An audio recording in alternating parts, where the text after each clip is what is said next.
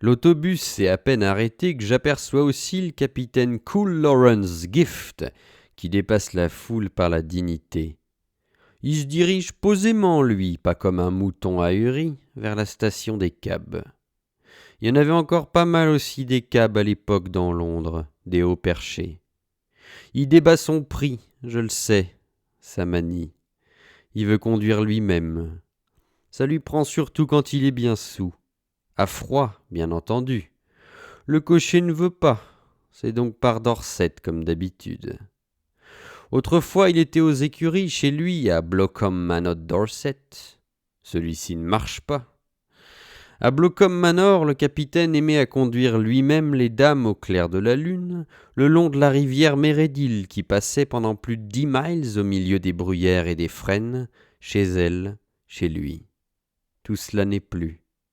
Du souvenir seulement, de temps en temps.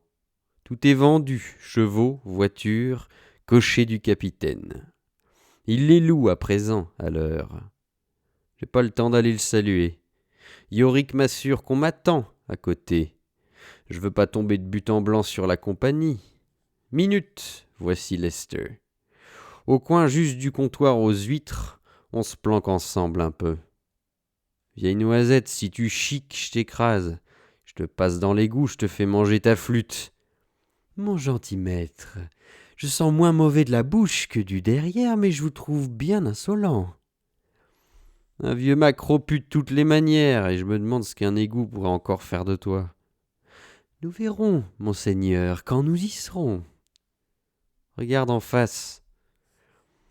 Les fenêtres des étages se sont toutes allumées à la pension. C'est du trafic. On voit aussi des ombres.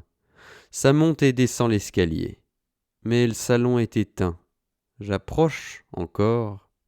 Dans le contrebas, je peux voir ce qui se passe à la cuisine. C'est un sac à brouillard se réduit, en retrait du ruisseau, une cuve de tristesse. Au fond de ceci, Mabel va et vient. Je la vois. Elle est donc revenue, elle aussi, de son échappée. Nous rentrons tous, décidément. Un gros monceau devant elle, des sabres, des poignards, je les vois aussi d'où je suis. Des centaines. Elle les regarde, elle les contemple, les belles armes. Elle mange en même temps, comme mangent les bonnes, continuellement et sans entrain, comme une machine s'entretient avec les doigts des choses graisseuses qu'elle saisit mollement dans l'assiette, à hauteur du nez, sur la tablette. Elle est seule. Je me force pour bien la voir. La famille Peacock lui donne du boulot. Rodriguez m'a raconté, Angèle travaille au même numéro qu'eux, en supplément. Il triche alors devant tout le monde, aux cartes, à tous les jeux. On l'applaudit. En somme, je discerne rien de trop étrange. Il y a de la passe au premier, c'est certain. Les potes doivent être retournés dans les chambres d'en haut se faire les ongles, après le dîner, c'est l'heure. Les mignonnes se préparent pour la campagne de nuit. Je veux tout savoir. Je frappe au marteau. Yorick est derrière moi. C'est Mabel qui monte ouvrir. Je l'embrasse. Elle veut rien me dire. Mais Madame Council sort du rideau. Elle est bien aimable et pleine de questions. Vous n'êtes pas blessé, au moins? Et Bijou, qu'en avez-vous fait? Et Stéphane, il n'a rien cassé? En somme, elle sait déjà tout. Pourquoi lui répondre? Me voici à l'étage de Cantalou. J'entends Ursule à travers la porte qui parle de nous. J'appelle, on m'ouvre. Ils sont tous là. Cantalou sur le plumard, bien vautré, des mômes tout autour, assises et debout. Des nouvelles que je connais pas. Aumône est près de la fenêtre, il a l'air de surveiller la rue. Il sursaute en se retournant. Rien n'échappe. Cantalou a tiqué aussi. Ursule s'arrête net de se manger la crotte du nez. C'est les oreilles qu'elle trifouille quand elle est inquiète. Il y a tant de fumée de tabac qu'il faut s'y faire, mais j'ai reconnu vite à travers le frère à Dudule, celui qu'on recherche depuis l'incendie du bureau de poste à Pennington. Il se cache la fiole quand je vais pour lui serrer la pogne. Il y a sa photo pourtant déjà, dans tous les journaux. T'as tort, que j'y dis, Dudule. S'il y a des donneurs, c'est pas avec moi qui trinque. Ça va. Qui fait? Il m'en sert 5 et se met à ricaner comme un communiant qui n'a pas tout dit.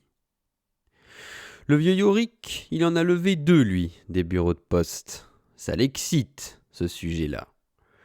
Il est marrant comme je le vois bien, lui, avec ses genoux tout racornis, sa jupette, sa grosse canne tire-bouchon. Il raconte encore comment, il n'y a pas seulement 6 mois, il jouait encore de la cornemuse pour un banquet de suffragettes. On se marre bien. À Brompington Park et même à la Serpentine, il plaît beaucoup aux enfants des riches. On le trouve avec sa flûte, bien guirée. Il se plaint à présent.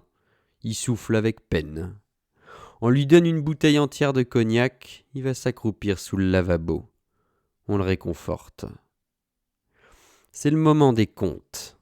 Les tapins passent une par une devant Cantalou. Des livres, des notes de tous les dominions, des roupies, des chèques.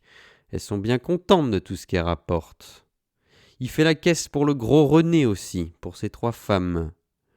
Il est parti, le gros René, au Canada, conduire 2 dames. Ça s'engueule un peu. En voilà 2 qui se traitent de grues, et puis qui se défient tout de suite après d'avoir une mère plus pure que l'autre. Cantalou leur laisse tomber un soulier plat sur la gamelle. Il vise juste et dur. Le pèse s'empile dans le creux du pajot. Ursule compte pour finir et vérifie. C'est autre chose que dans le magasin de ma pauvre mère. Là, on peut dire que ça rentre. Je fais la remarque à Cantalou. Il tape dans le tas, il me pousse de force une poignée de fafio dans les mains.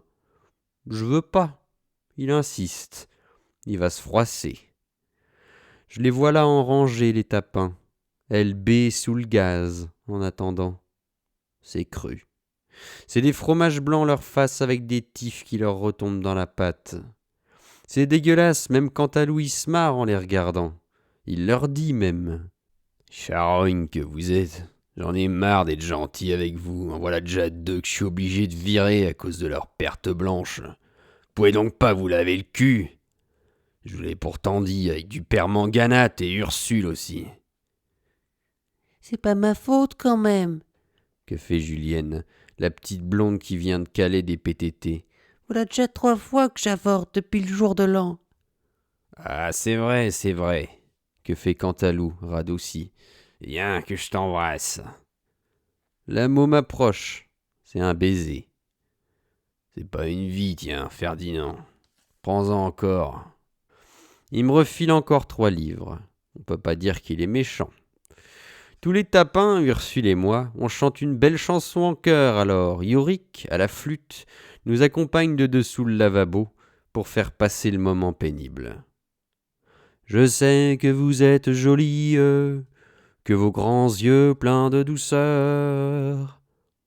Allez Ursule, faut que les mômes retournent au ruban.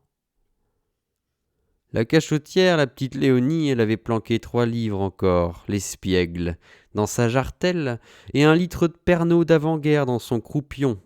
Au moment des comptes, elle tire les fafios, au moment de descendre, elle les montre, elle les brandit. J'ai plus rien à présent. Qu'elle fait. J'ai plus rien gardé, c'est vrai. Je suis l'enfant né.